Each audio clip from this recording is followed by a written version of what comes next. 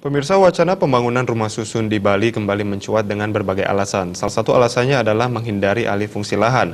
Meski menuai pro kontra, wacana rumah susun ini perlu dikaji lebih dalam sehingga nantinya tidak mendapatkan penolakan dan mengikis adat dan budaya Bali.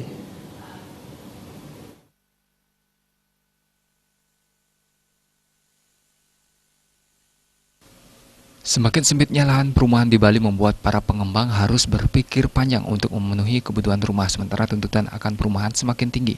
Kondisi ini akhirnya memunculkan wacana pembangunan rumah susun dengan alasan meminimalisasi alih fungsi lahan. Menyikapi hal itu, Ketua DPD Re Bali, Pande Agus Permana Widura menilai pembangunan rumah susun menjadi salah satu solusi untuk menghindari alih fungsi lahan karena pembangunan rumah susun tidak memakan lahan yang luas. Namun pembangunan rumah susun perlu dikaji lebih mendalam, menyangkut lokasi rumah susun dan kajian budaya terutama masalah kesucian. Zonasi terhadap pembangunan perlu dilakukan untuk menghindari terjadinya kemacetan maupun penumpukan di kawasan yang memunculkan perumahan kumuh.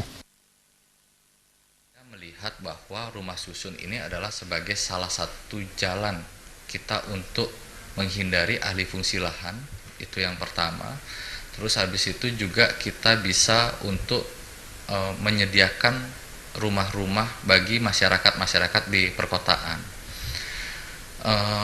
Kami sendiri sudah bergabung dengan beberapa organisasi untuk mengkaji ini, karena bagaimanapun kami juga harus tetap menjaga sektor pertanian agar tidak rusak, menjaga sektor pariwisata, jangan sampai nanti rumah susunnya di sebelah hotel terjadi persaingan harga, itu kami juga tidak inginkan. Jadi kami mengkaji dan berusaha untuk mencari zona-zona terbaik di mana zona-zona ini bisa ideal.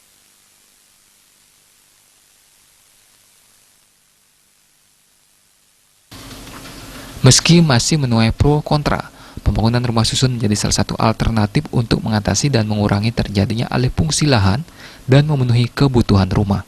Terima Jawa Bali TV.